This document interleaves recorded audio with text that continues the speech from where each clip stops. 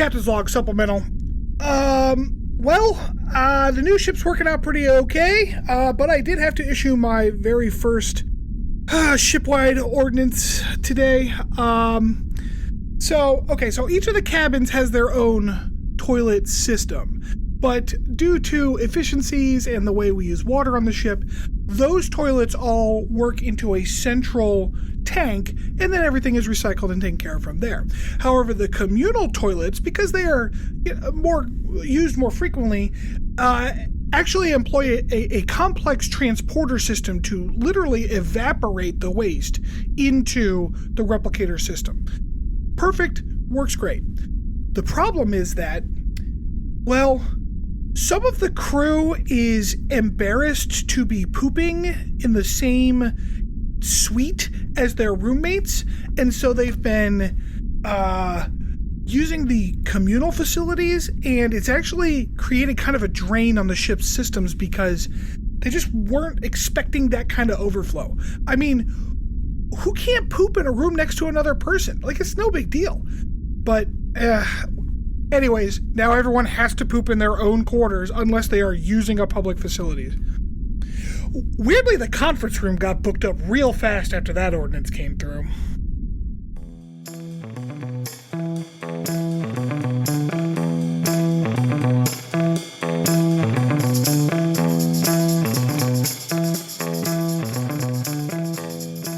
Welcome back, everybody, to Captain's Log Supplemental. We are a Star Trek rewatch podcast. As always, I am joined by my good friends Stanford and Rob. Hey there. Hello. And of course, good friend and producer Mariah. Hi there. Aw, she's more than a good friend to me. Okay. Oh. Ooh, ouch. Yeah, she brings you your water, right? She did. She was very nice to bring my... Usually, I think I had enough to bring my water, but this time I forgot. And then Chris said he had to go get water, and I still wasn't paying enough attention. So Mariah was nice enough to bring me some water. I will pay for it later, but that did happen. All right. Well, as always, we appreciate anytime you guys can rate, review, subscribe, and of course, recommend us to all your friends. That will do us a lot of good and get our name out there so we can get more ears on the podcast. So how's everybody doing today? Not too right. bad. Yeah. Mm-hmm. I finished off Prodigy last night with Liam. Oh, nice. Oh, nice. I don't know. Did the second season come out yet? No. This is just the end of the first season. And I don't know, I don't know who's pitching kid shows these days, but the penultimate episode is like a two-parter, right? And the cliffhanger is like, oh yeah, spoiler alert for Prodigy. If you're really into it, you might want to skip ahead a few minutes. But oh yeah, there's a virus that's going to infect all the Federation ships, and it's worked, and everyone's dying, and all the ships are exploding. Anyways, good night, kids. Sweet dreams. Jesus Christ, that cliffhanger. That sounds, it sounds alarming. But they wrapped it up pretty nicely, and I think season 2 might be pretty good. So is the season 2 just going straight to Netflix, I guess? I would assume so. Netflix has the show. Yeah. You know what I realized during this episode this week? Enterprise aired on UPN. Yeah, it did, baby. Yeah. That's where I watched Voyager too. I had remember blanked UPN. out. I had blanked that out of my memory. I'm like, oh, UPN. Wow.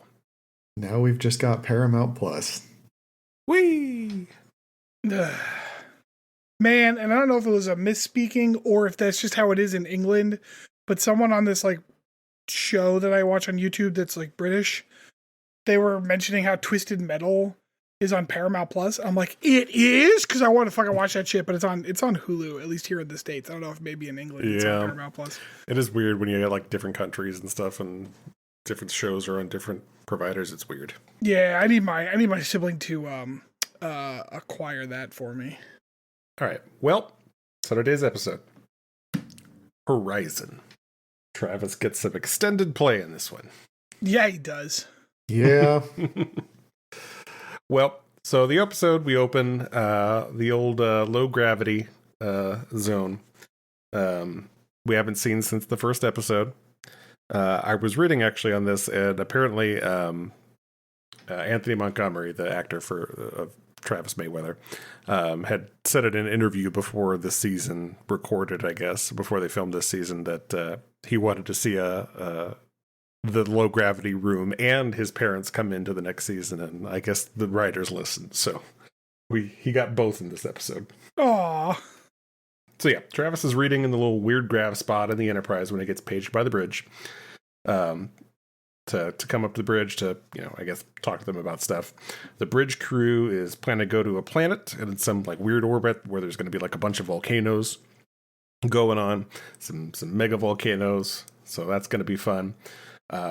Travis goes to see Archer in his quarters and requests to go see his parents' ship, the Horizon, which will be close by. Archer grants his request. We also learned that his father is ill. Good. Well, I was gonna say, Archer hears like, I thought about being on a cargo ship, and Travis is like, "You, sir?" And my first thought was like, "You'd be useless on a cargo ship." Hey, man, he could run a real mean polo team. There you go. Yeah, so just get a few thousand gallons of water and a big empty cargo bay. That can't be hard to get water into a cargo ship, right? Yeah, I'm sure it's fine. Just like go to a water planet. It'll be fine. They found those. They got water plants. Mm-hmm. We also learned that his mother is the chief medic and engineer. They talk about how, everybody's got to fill 3 or 4 roles on the ship. Archer mentions.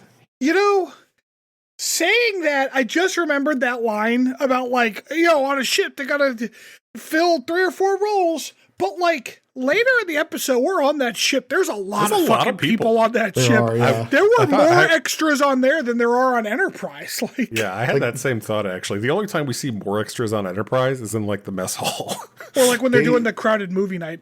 Yeah, they had prepared guest quarters. So yeah, Archer mentions he almost signed on to fly a cargo ship, but does not go into detail as to why he didn't. Which, I mean, come on. I figured like they were teasing, like we'd learn more about that later in the episode. No, we just never hear about it again. I imagine that the civilians are like, "Fuck you," but the military's like, "Yeah, we'll take you." So down in engineering, Trip and T'Pol are planning their mission. Trip mentions upcoming movie nights of Frankenstein, Bride of Frankenstein, and Son of Frankenstein. Paul doesn't seem interested, but does begrudgingly agree to come, and we have our B plot for the episode. Those are some very specific horror movie tastes. Yeah, like I know we've talked about this before, but did humanity really just stop making movies at some point between now and whenever Enterprise goes off into space? It's not now. It stopped making movies in 1953 or whenever that was. Only old movies, and I feel like that probably has something to do with copyright and. Oh, for sure. But yeah. So I like how is it Reed who's like, oh shit, I haven't seen my family in 10 years or whatever the hell. No, yeah, it's like even Reed's family doesn't want to hang out with him. So in the mess hall, Malcolm and Travis are chit-chatting. Travis mentions that Starfleet ought to think about putting families on starships. Oh, that's Malcolm right. Mentions that they better post a psychologist on board, so that was a nice little tongue-in-cheek reference to TNG. All the actors turn to the camera and wink. Yeah, Enterprise gets word that Travis's father passed away 6 weeks ago, but he never got the message, apparently. Okay, could his mom not, like, wait till he got there? Because it seems a little rude to be like, we're going to see you tomorrow, sweetie. Oh, by the way, your dad's dead. Bye. Travis mentions that his father wasn't happy he joined Starfleet, and that he had been groomed to take over for his father, but and Travis doesn't believe Archer when Archer says that Travis's father was proud of him. Archer describes this letter that his father sent Archer when Archer had requested extra info from the various captains he was looking at for his helmsman. Apparently, Travis's father said he'd never met a more natural stick and rudder man, which, I mean, Okay. That's definitely how you control a starship. Yep. In his life. And that Archer would be a fool if he didn't choose him. Yeah, nice Devil Wears Prada moment there. So why did the civilian message not make it? Civilian channels are slow. Why though? It's just electronic. But see, like this. Okay, so what you don't realize is that there's like multiple levels of subspace. There's like civilian subspace, and then there's like military space. Exactly. Oh, so you're saying the different subspace bands are just slower? Exactly. 100% correct. Yep. That's God, that sucks. Yep. Travis wishes that his father would have told him that, which, I mean, classic boomer dad move right there. Man, they dialed the like eye reddening syrup on Travis up to like 11 too. He looks hot, like his eyes are so fucking red. He's like crying, which is like sad. His dad died. That's fine. Sad Travis was sad. So yeah, in sickbay, T'Pol doesn't get the news of a graver illness and has to go see the movie. This, Fox by does the her way, no favors.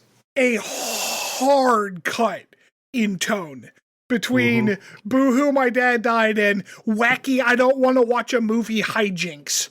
Like weird B plot, A plot disparity there.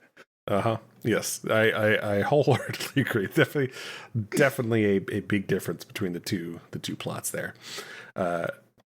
Trip is kind of walking Travis to the airlock and mentions he wants to go and take a quick tour of the engine room. Zephyrin Cochrane has supposedly signed the reactor casings of the engines he designed. To which my note here is go. Jesus, Trip, his dad just died. Leave him alone. So on the horizon, Travis gives his mom a brief description of his various adventures as he's, being welcomed onto the ship. Travis plays down the danger, though. Mama knows what's up, though. She's got contacts. But we get a little prepare for warp jump. I guess they don't have the inertial dampeners that Enterprise does, so the warp jumps are a little rougher on the cargo ship than on Enterprise. Shakes the whole damn ship. Yeah, Travis knows who's flying based on how shitty they do. Yeah, they run into some old friend who invites them to stop by the mess afterwards, and I figured we'd get more from him, but we don't see him again on the ship. Mom gives him his old quarters, classic parent move right there. She's pristinely recreated his room, like some shrine to him. Ew, that's gross. I don't like shrines enshrining children that way. It's weird. No, thank you. Yeah, it's weird. That's a good word. Yep. Travis goes to visit his brother, who's now the captain in the cargo bay, and you can immediately tell he's going to be a dick, like right off the bat. Just his face, he's like, "Yep, yeah, I'm a dick." Travis offers to help. His brother doesn't seem interested in his help. He's basically, fuck off. Change out of that stupid uniform. Every single time Travis has a conversation with Paul, his brother, Travis is completely wrong in everything he says. Mm-hmm. I'm sorry, but no, self-employed space trucker is going to turn down free hardware. Disagree. Actually, Paul makes a very good point. Because, the space truckers are fucked. If a new piece of equipment breaks and they can no longer get to warp, they're dead.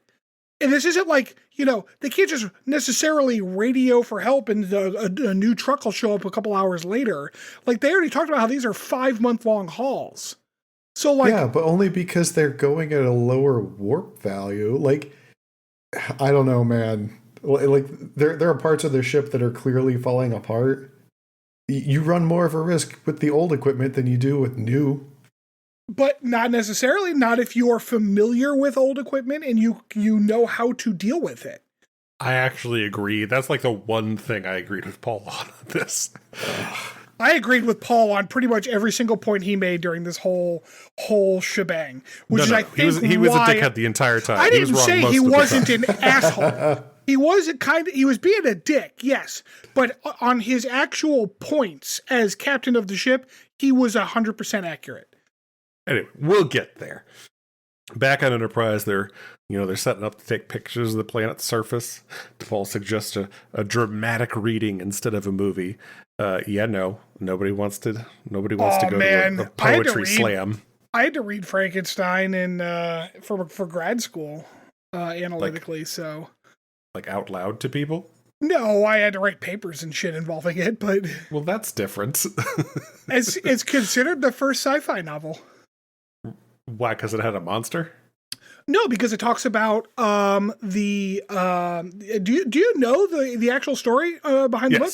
Okay. In fact, I reviewed the Cliff Notes actually for this episode. Oh, did you really? I was considering doing something with Frankenstein for my deep dive, but it didn't. If I had known that it was Frankenstein was involved, I would have gone ahead and taken the deep dive off your hands, but I didn't know until it was too late. But basically, like, to give you the kind of Cliff Notes version, the reason it is considered the first science fiction novel, the reason it is science fiction is because Shelley uses science and the fear of advanced science putting humanity in a space where they think that they are gods and using that hubris to as like a commentary on the human condition is why it's a science fiction story. And then it's considered the first full-length sci-fi novel, because it's long enough, basically. Was Shelley a Luddite? So I'm going to type something that's completely unrelated to that question that you definitely asked that I definitely know the answer to. What is a Luddite? Oh, no. Okay. No, she was... It's actually funny because, like, Mary Shelley and her daughter, too, or maybe her mother, her and Wollstonecraft Shelley are related somehow. She was actually a feminist.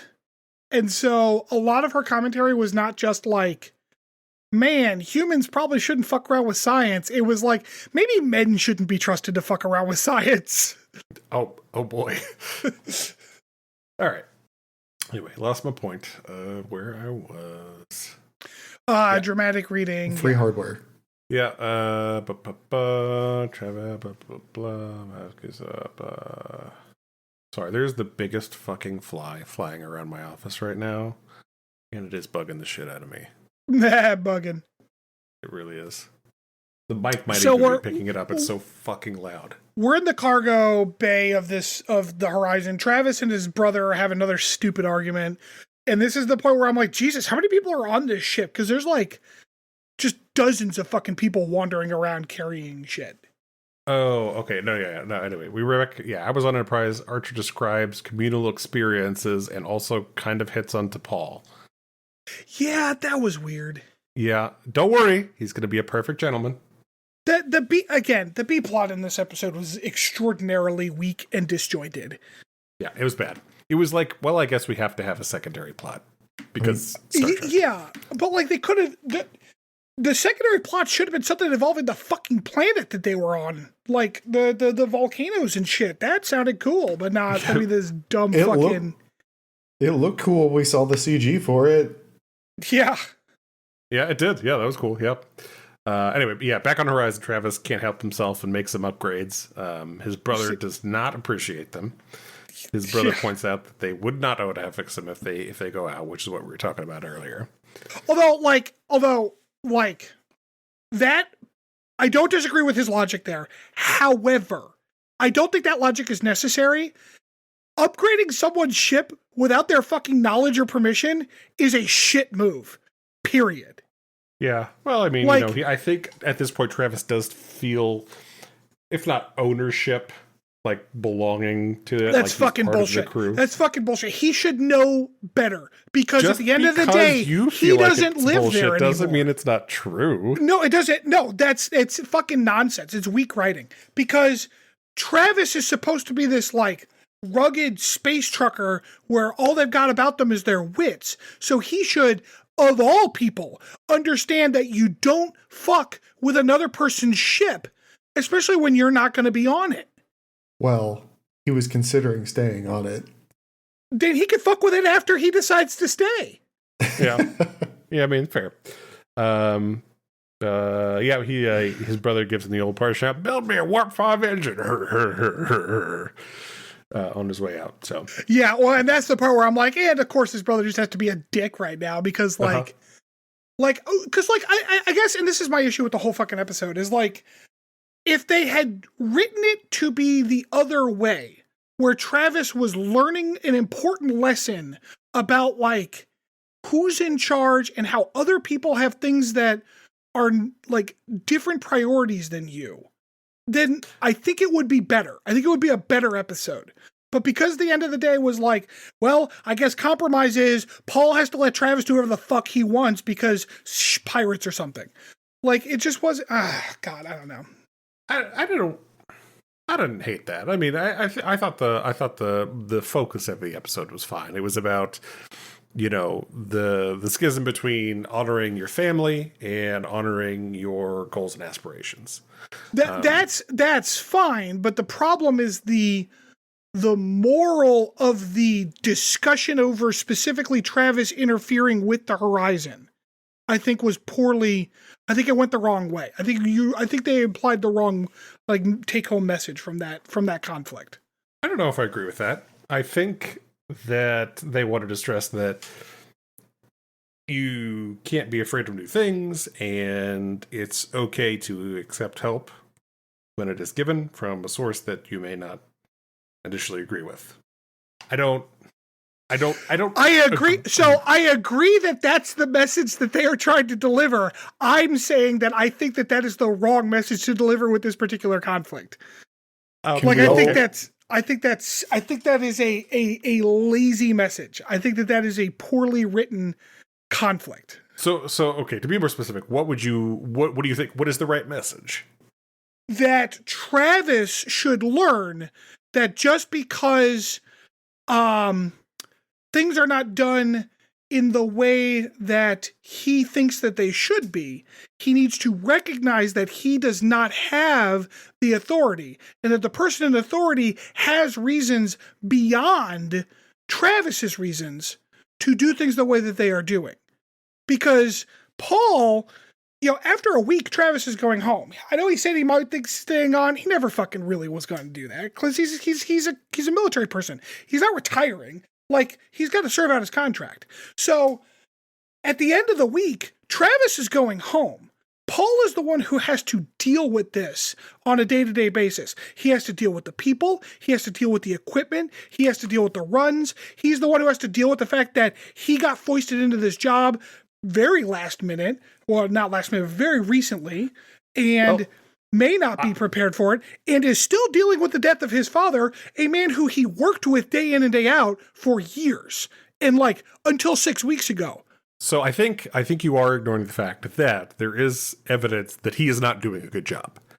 But I think that's completely reason, and I think that's good. That's good writing. Hold on. In the next scene, we do get, I don't know, childhood friend / maybe crush. I don't know what she was. She just popped in for one scene and then fucked out. Yeah. Travis's white girl. Yeah. And she mentions how Paul's kind of been behind on things and everything like that. So I don't think you can ignore that part of it. No, I know, and I think that actually bolsters my point, because that is exactly, like, that's a very reasonable thing for that character to be going through. And Travis needs to recognize that even if his brother is not doing necessarily the best job right now, that it's not his job to fucking fix it. Like, if he wants to talk to his mom, okay for him to help, though? It is not okay for him. It is okay for him to offer to help. But it is not okay to not take no for an answer. Would you say Paul was refusing reasonably? In a reasonable way, Paul was refusing him. Yes, I 100% think that Paul was being reasonable. I absolutely disagree with you. Why? Because without even letting Travis finish offering to help, Paul immediately refused him and stared him down. It was obvious he was emotional in his decision to refuse Paul's help. But it's completely reasonable for him to be emotional. His dad died 6 weeks ago, and he's doing a job. It's reasonable for him to be emotional, but it's not reasonable for him to refuse help because of those emotions. Yes, it absolutely. I disagree. No, fuck you, Chris. The important thing here is that in a couple of minutes, Paul's going to put his entire crew at risk because of his poor judgment. So there were so many poor decisions. I'm not sure which one you're talking about. Exactly. That's the problem, is that he's clearly not. Right. Well, but see, here's the thing. And that's where I think the writing took a lazy turn, because at the end of the episode, Paul had to be the bad guy. It's the Killmonger thing all over again. Killmonger's got great points until he turns into a genocidal maniac, because we can't have a bad guy in the end. I think he saw the error of his ways and accepted help in the end. Well, he was an antagonist to Travis, but he wasn't the bad guy. The bad guys were the pirates. Right. No. I meant like in terms of the conflict between him and Paul, between Travis and Paul, he was the bad guy. And then, yes, it got resolved such that Paul compromised towards Travis. Travis, mind you, learned nothing from this conflict. Nothing. Other than, well, I guess I was right, so fuck Paul. Which is a shit resolution. I don't know if I 100%. Especially when, and I'm not sure, actually, I should have looked it up. Because actually they set up a better resolution, because when Travis was talking to his mom. Yeah. That's actually what I was going to bring up.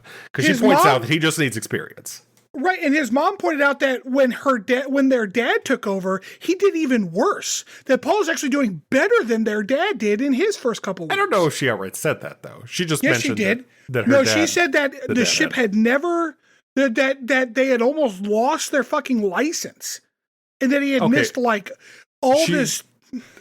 She doesn't outright say he was doing better, though. I think it was more of just they need time to get experience to get into their role. Which things may get worse before they get better, son. I'm sorry, it just sounds like that we're just gonna have to agree to disagree. Totally lost my train of thought. I can't imagine why.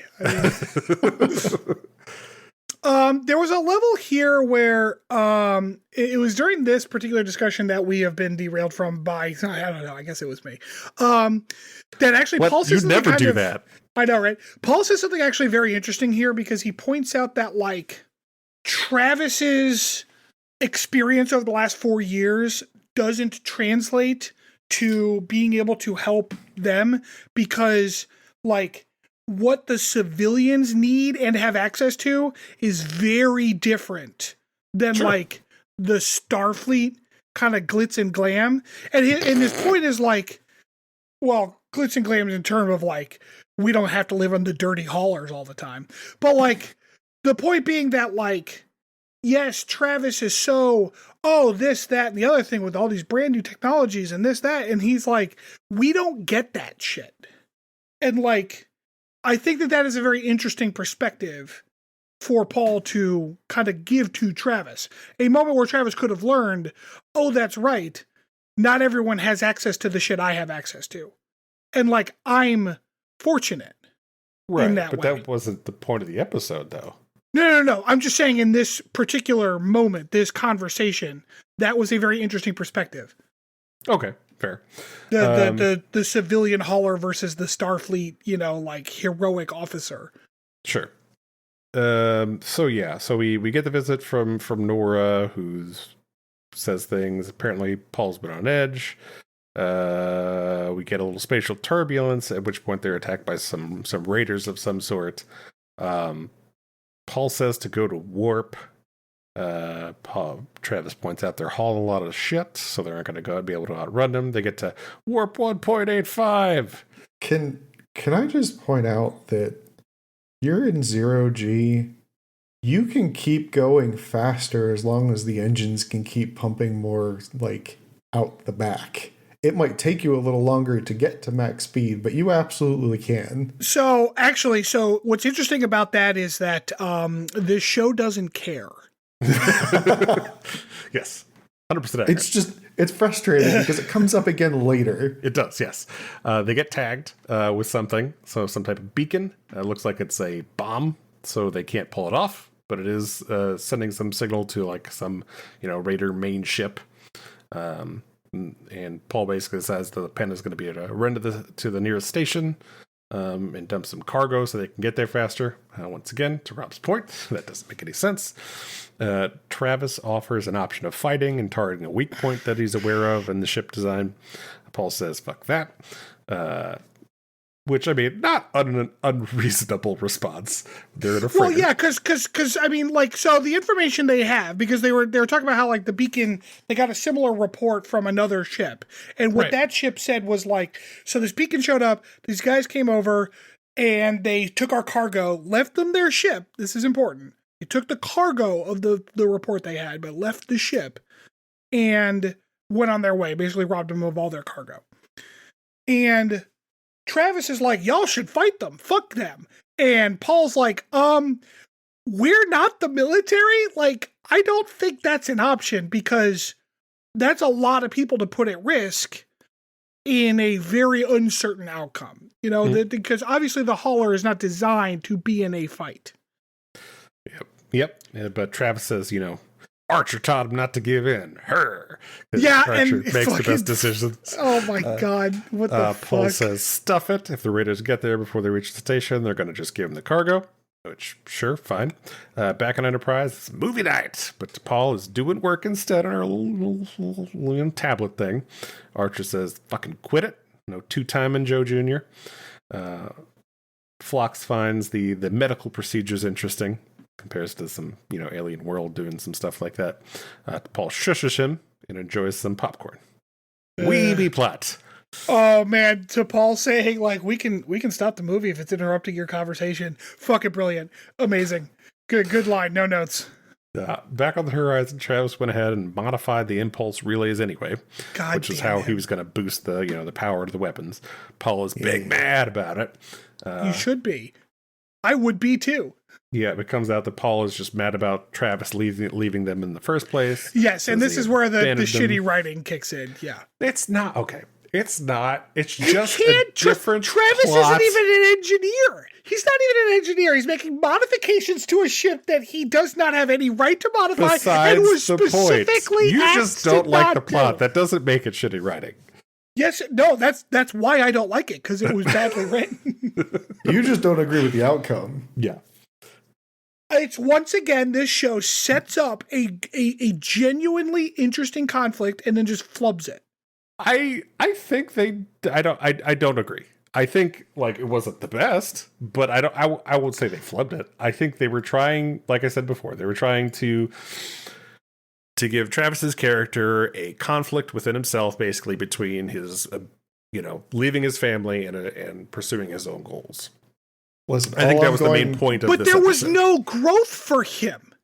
All I'm going to say about this episode is that I don't think that they necessarily flubbed the ending, but this whole episode was just bad. It's not good. I am surprised to hear you say that, Rob. Where was I? Yep, Travis quotes his dad to Paul and says Paul says he abandoned them, throws a tantrum about things changing. Which was very old man yells at cloud. Yeah, it was. Yeah, tells his brother if he wants the upgrades. Travis tells his brother if he wants the upgrades offline to do it himself and walks away. Jesus Christ. Fucking man. So Travis is 6 at this point. Like, he's just a 6-year-old child. Well, if he's 6, then his brother is 7, so. Oh, yeah. But his brother's got he's the captain of the ship. And the captain's like, please remove these changes. And Travis is like, no, remove yourself. Well, okay. I would not say Paul said, please remove these changes. That's not. Oh, I'm sorry. You're right. Paul came in and said, what the fuck are you doing to my ship? I told you not to do that. Take them out. And Travis said, no, fuck you. And then went and sulked. God damn it. I mean, the way that they made it seem was that it wasn't doing any harm necessarily to the upgrades he put in, which, whatever. That's bad writing. That is genuinely bad writing, because like what was the point? What was the point of the conflict then? Like, what's the point of a conflict of like, well, it does. I mean, like these changes. So that just makes Paul just an evil dick for no reason. I mean, not for no reason. I think it comes out in that conversation that he has other feelings about Travis leaving in the first place that I think are rooting his feelings to Travis doing anything on the ship. And I think the main crux of this issue, in terms of like your enjoyment of this episode anyway, Stanford, is I think what the writers were trying to do was show that Travis grew and gained expertise through his military service. And which, to point out, did not happen on camera. No, none of his character development happens on camera. Yeah. I'm going to bring that up again later. Don't worry. But like, and I don't disagree, Rob, that may have been what they were trying to do, but none of the dialogue actually reflected Travis pointing that out in anything other than him just being kind of petulant and Paul being more petulant. Like, listen, if you've learned nothing about the leaders in this show, it's that they're rewarded for their petulance. So yeah, Travis goes ahead and have a conversation with his mom. So she says, I'm the chief engineer. Maybe check with me next time. She's very understanding about it. Travis says he missed the shitty food on the ship. Travis is thinking about staying around to help out on the horizon, probably because of what his brother was telling him. His mom convinces him that that's not a good idea. Travis, we all agree. Travis says his brother isn't ready to be captain. Mom says he just needs experience. We talked about this. On Enterprise, the captain's messed. Paul describes Vulcan, horror meditation, I guess. Paul says they're like bombarded with like disturbing images to see if they're able to like withstand the emotional onslaught. So what the fuck? That sounds terrible. So Paul thought there were many medical inaccuracies with Frankenstein, but mentions she likes the protagonist, Frankenstein's monster, which she points out as Frankenstein's monster, which if you've read that book, he is not the protagonist. Okay, so you haven't read the book, because 100% the wretch is the protagonist of Frankenstein. The entire second half of the book is from his perspective. I don't... Okay, I haven't read it in a long time. I will say that. The entire purpose of the back half of the book is to show you the perspective of a creature that has been effectively thrown away by his own god through no fault of his own. That is like the purpose of the wretch's... Does that make him the protagonist, though? Yes. He is the protagonist. There is no other protagonist. Like, you think Dr. Frankenstein is the protagonist?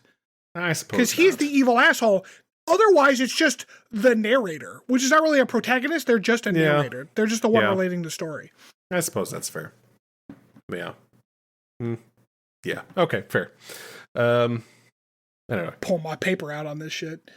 Anyway, says it was prophetic. The villagers' greeting of the Frankenstein's monster was prophetic of the Vulcan arrival. So that part, I find her analysis was good up until that point where she's like, that was stupid. It's racism. I'm like, no. Yeah, that was stupid. Archer gets called from the bridge to take a look at the mega volcanoes on the surface. We get the nice CG things happening. Apparently there's biosigns on the surface being unearthed by the volcanic activity. Once again, they're like, this thing is happening, and then never talk about it again. It sounded cool. Yeah. Back on the horizon, the Raiders... Yeah, we get teased with things that are cool happening near the ship, but we don't get to see any of them. Yeah. Yep. On the horizon, the Raider ship shows up and demands the horizon, not just the cargo. Right, so, and this is where it's like, okay, so we have to put these, because of how we have written ourselves into this, conflict, we have to make sure that it's very well understood that, the aliens are the evilest assholes that have ever existed, and only through Travis's heroics can this situation be resolved. Because, that did not get set up at all. As far as we knew, these pirates took cargo and left people out, and just took off. And, in a civilian situation, you kind of got to do what's best for your crew. No, it's okay. This is the setup. We're getting the setup. Mm-hmm. Yeah. But in the last 10 minutes of the show. Yeah. Yeah. So they says bring them weapon upgrades online. You're right, Travis. Paul says I'm a stupid head, and you were right all the time. You're not wrong. Like, that's what the dialogue basically is. You're right. So they detached the hauler ship from its cargo, and with some fancy flying, Travis takes out the engines and the weapon systems on the alien raider ship. He's just pew pew pew pew. Conflict result. Travis is the hero, and Paul's the stupid head. I think that's a good wrap up. Paul says, send me a subspace postcard, and this show is so fucking dumb I can't tell if that's a joke or not. That's Travis. Yes, as Travis is packing up his room, his brother comes in to kind of make amends. We get a nice 1 minute scene of that conflict resolution. And just as the final fucking nail in this goddamn episode's coffin, that Travis didn't learn a fucking thing. The first thing he does when he gets on the Enterprise is lie to his captain's face. Yep. For no goddamn reason. Hey, we fought some pirates. It's okay, we're good, but that was scary. All you had to say. But no, he's like, oh, it's nothing, Captain T, and wanders the fuck off. Okay. No character growth whatsoever. I don't disagree that the ending sucked. I am 100% on board with you here. It's we wasted 15 minutes or 10 minutes on that stupid movie B plot, so I guess we don't actually get a conflict resolution for the actual whole point of the episode. The other thing too is I'm not even sure you could call the B thing a plot, because I don't know what the conflict is. There was not any. The conflict is T'Pol didn't want to watch the movie, and she watched the movie. T'Pol, no Cubans. I just want to point out that in our New Year's episode, right, we talked about resolutions for the different characters, and one of the things that we really wanted was just to learn more about Travis, right? We did? Yeah. We said that we wanted to learn more about Travis. No, sorry. My "we did" question mark was about this episode. We did? Yeah, well, exactly. Like, the problem that I really have with this episode is they're trying to flesh out more of his backstory. Sure. His backstory is least interesting thing about him. Right, and I will say, to your point, Rob, I'm not sure we actually learned anything new. We met his mom and brother. Congratulations. Right, maybe an old flame. I don't know. Yeah, the one opportunity. We found out that they jumped on the bed when they turned the gravity plating off his kids. It's the only thing we fucking learned. And that he likes the prepackaged strawberry shortcake. Yeah. Yeah, it's like learning that Reed likes pineapple. Again, that is not a character-defining attribute, and it shouldn't be treated as such. The problem that I had with this episode is that this was just bad. It wasn't good character development. I will let this episode be okay if they added, mind you, not great, but okay. If they added a line about, I don't know, he was getting specifically groomed to be captain, but then decided to join Starfleet because he didn't want to do it. They did not say that. They did not. They specifically said that. What did they say? They said his dad was grooming him to be captain. They legitimately actually said that. Man, they did not dwell on. Paul did not dwell on that shit enough. No, it was it was at the very beginning in the zero grav part where Archer was talking to him, or is either in the very beginning or after he learned his dad died. I think it was during the conversation with Archer. So it was never mentioned by any of the people on the horizon. No. Oh, that's what I meant. There needs to be some hard feelings about how basically what it should have been is effectively the fact that Paul is currently. Oh, that must have been what they were trying to do. They were just shitty at it. Because basically, the current situation is then Travis's fault. In, one way to kind of look at it. Because had he not gone to Starfleet, he would be captain right now. And he would be doing a better job because he had more training in it. But because he went for Starfleet, Paul had to step up in a way that he was not prepared to or wanted to do. And now things are kind of getting, kind of shitty, and that's Travis's fault. But that's not how it was that's not how it was communicated by the characters on the horizon. with the conflict. Paul made it sound like he abandoned them, but not in a, I have to do this and I suck at this because you abandoned me. Yeah. Yeah, I think that certainly could have been set up better. If that was the actual conflict, it would have been better. I still don't agree with the resolution per se, but I can see the lensing of it better. Yes. And maybe that's the lens I'm looking through, and I didn't hate it as much as you guys did. But yeah, I think we all agree that the resolution of this was bad. Like it wasn't emotionally impactful in any way. I think it would have been better if Travis, I think like given how it was presented, it would have been better if Travis had to basically return with his tail tucked between his legs. Like he needed to be like I don't say like smacked down. Like that seems a little aggressive, but like he needed to realize that Paul's job requires things that Travis cannot understand right now. Yeah, and that Travis's experience on the Enterprise has, in a very real way, disallowed him from relating to the people on the horizon anymore.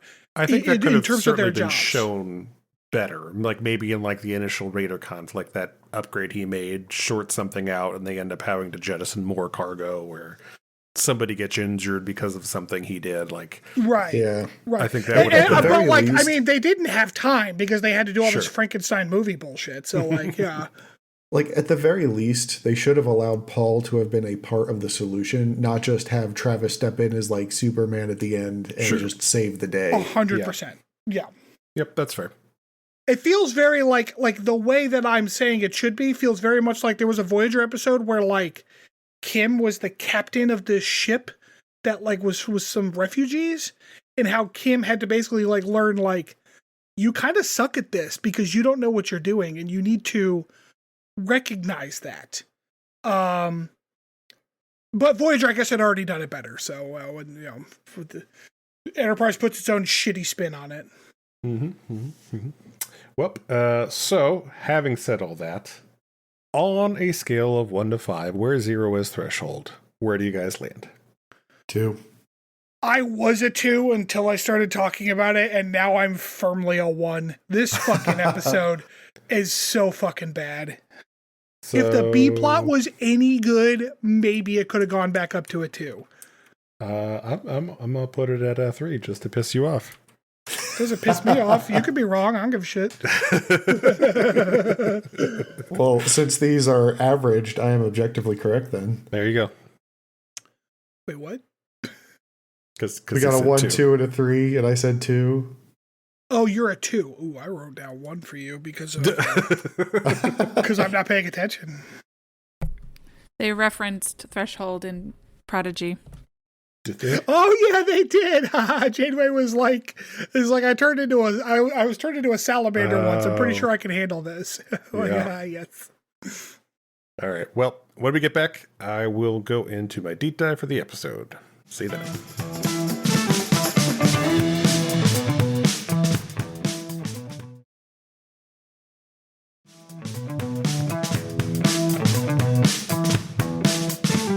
Welcome back, everybody. All right, so for today's deep dive, since old Travis got the old spotlight in this episode, I figured we'd kind of just do a little bio on Anthony Montgomery here. Explore the actor, kind of see what he's done in his career. So, film and television wise, he is most well known for Enterprise, for one, but also had a long stint on General Hospital, actually. He played a Dr. Andre Maddox for 4 or 5 years on General Hospital in the late 20-teens. Did he look any older by then, or is he still like a child? I didn't see any screenshots for it, so I don't know. And I think the screenshot that's on Wikipedia for him is in 2004, so not helpful. He is 52 now, though, so he's born 1971. Anthony Montgomery. Anthony Montgomery. Yep. So yeah. has been in a number of various things throughout his career.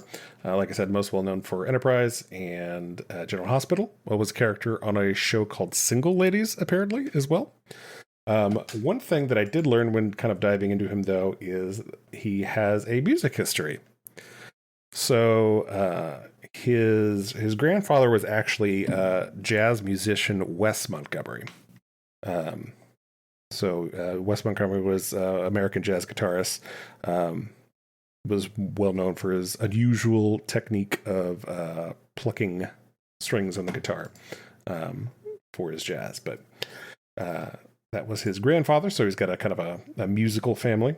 And Montgomery himself has music that he has created. He's produced one CD of his own music. Would you like to take a guess as to what it's about? Boy. Star Trek. So he's been on General Hospital for 12 years. Yeah. So is it about General Hospital? It is not. It is called What You Know About, featuring 4 songs about Star Trek themes. Wait, what? Yes. Yeah. In April 2007, Anthony Montgomery apparently signed with a Germany-based record company. His hip-hop debut album titled A.T. was released in November 2008. By the way, this man has aged like a fine wine. He's a handsome man, for sure. He is, like, he's a little childish looking. Like, he's so young in Enterprise. But his, like, current picture on IMDb, he's good looking. Like, he's got a little bit of pepper. He's got a little bit of salt in his beard. Oh my God, he looks good. Yep. He also... I take it back. Best episode ever. That's the TV series Single Ladies that he had a recurring role in. He apparently also wrote a single and performed it on the show called Stimulation, which I have no idea what that's about. But apparently it was a music-heavy show. So I looked so hard for his CD and could not find it. However, I did find a recording of a apparently party, like a Star Trek themed party at like some hotel in Vegas that he performed at. What? And yes. Was it well received? I don't know. It's like a 5-minute clip, but I want to play it for you. I've only got 6 minutes left, and I know you folks want to. Ladies, fellas, but I can't. Come on. What you think? What you think? What you know about? What you think? What you know about Trek? It's the only time I'll do that for the night. Yeah, come on, people. I want everybody moving. Everybody grooving. Yo, what you know about Trek? The universe. Gazing at the star charts to its rehearse. Warp drive online, got ill speed. The energy crystals got what you need. Night's not so bright when you surpass light. No belt, so you better hold tight. What you know about the warrior race? Oversized blue place. We want screaming, thinking he's superior over mankind. See crazy, bro. Get him home, no delay, man. Need a journey. Leave him on the streets, never on the gurney. What you know about alien giving chase? Genetical enhancement, no new case. What you know about a mission? It's Star Trek rap? It is a Star Trek rap. What you think? What you know about? What you think? What you think? What you know about? Help me out, y'all. What you know about? What you think? What you know about Trek? Is it bad that I don't hate it? I don't hate it either. I wish it was a better quality. I wish it was. Yeah, I don't hate it. Don't hate it. It is surprisingly not horrible.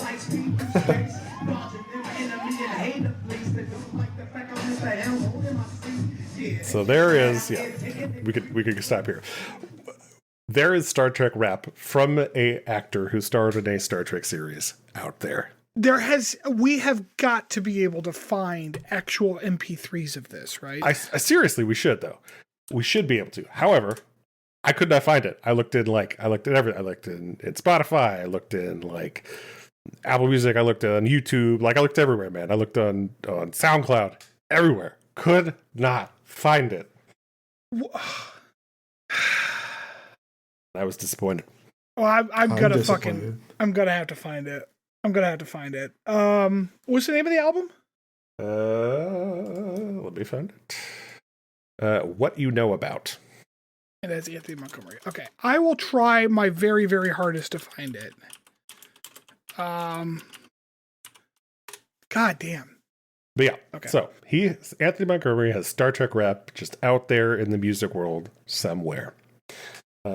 He also has some experience on stage. Montgomery produced a show called Dutchman by Leroy Jones. He also performed in a number of stage productions, including Working, Oliver, Othello, Much Ado About Nothing.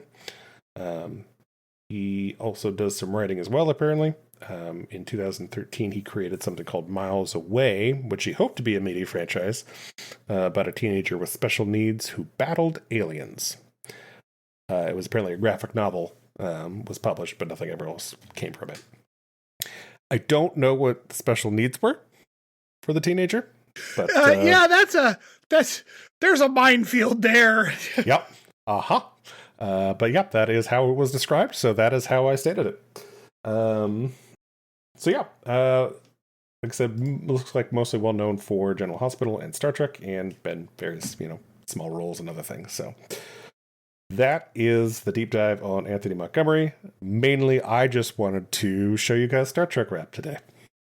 We thank you for it. Oh, that's a different Anthony Montgomery. Like, did you not talk about how he apparently got arrested? But that was a different Anthony Montgomery. There's some Anthony Montgomery, kind of a common name, it turns out. Yeah, so I can't imagine why. It was hard to find some obscure music for him. Oof. All right, I will do my best to try to find. And oh man, because like he produced the CD on his own, like it wasn't through anybody. So I'm wondering if it actually hit the internet. I wonder. Gotta check like eBay. Oh man. All right. Well, when we come back, Rob has our I have for this Potpourri. evening. All right. See you then.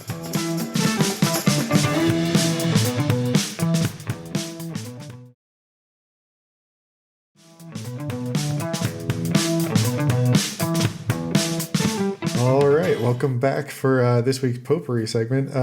So I would like to title this week's segment "Out of Context Enterprise." I have collected some high quality quotes from the last 2 seasons that we've seen so far of Star Trek Enterprise. Oh, fun! And we're just going to play a little trivia game where I will say the quote, and then you both will have the opportunity to tell me who you think that it was that said the quote. Sound good? Okie doke. All right. So first one.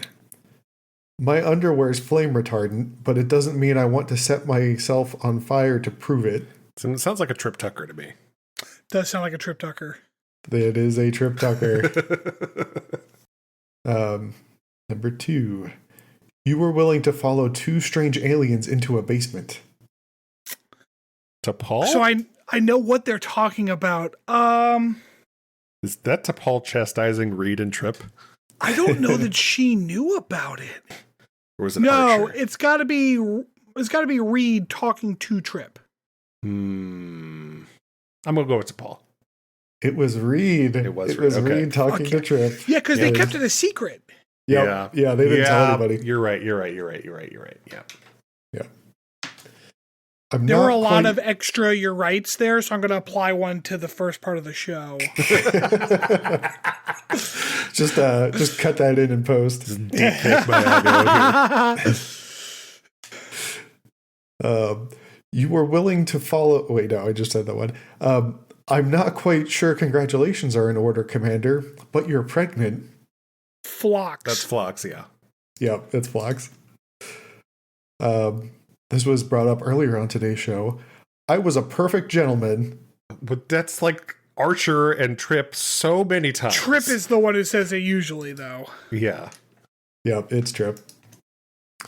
I wonder if they'll believe that humans and Vulcans will be swapping chromosomes one day. I feel like that's an Archer. Yeah, Archer? It's Archer, yeah. Okay. It was after, it was during the whole, like, weird Future sexual tense, tension yeah. episode. Yeah. Do we have a chainsaw on board? Hoshi. Hoshi? It's Hoshi, yeah. It's funny because that's the episode I wasn't on the podcast for. That's the one my dad did. I remember that quote, yeah. I'll have you know that Superman was laced with metaphor. Subtext layered on subtext. That's Trip. Trip, yeah. Yeah, that's Trip in the shuttle pod episode. Mm-hmm. Her bum. She's got an awfully nice bum. That's Reed. Fucking Reed. God damn it. Bum is Also the Shuttlepod. dead giveaway there for being British. Yeah. Also shuttle pod, yep. Great. You scratched the paint. Archer. No, Reed. It was Archer? Yeah, Archer. It was The very first episode. Yeah. Wasn't Archer driving though? No, Trip is driving. Oh, okay. Grandma Isn't Archer supposed to be the pilot? He was a test pilot. He was not flying the shuttle pod there. And he piloted the ship that one time, and he was like, from the space radiation booze. Yeah, he can fly. Mm. He's flown the shuttle pod a couple of times, but in this particular instance, Trip was flying.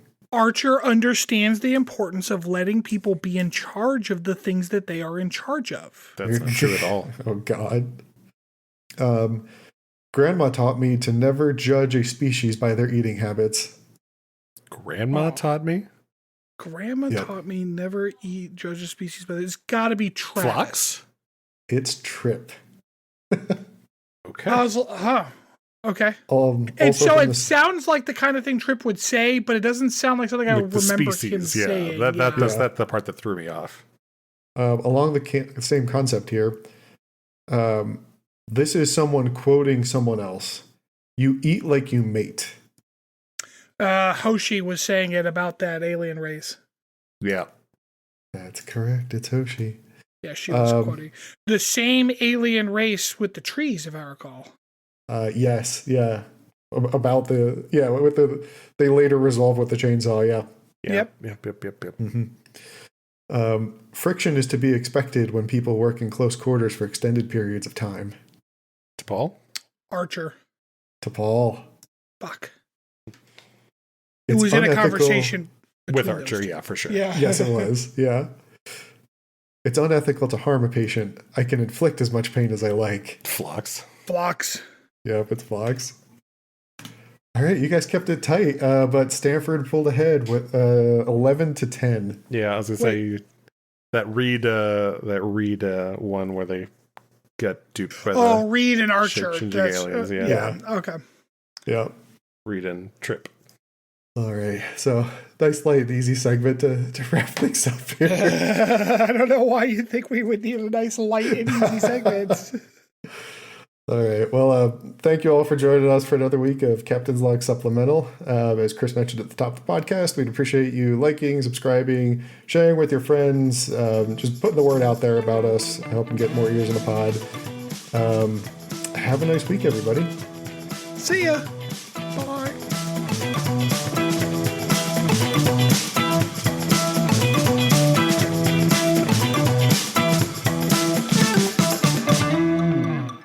Thanks for listening to Captain's Log Supplemental. You can follow us on Twitter at PodCLS or send us hate mail at podcls3@gmail.com.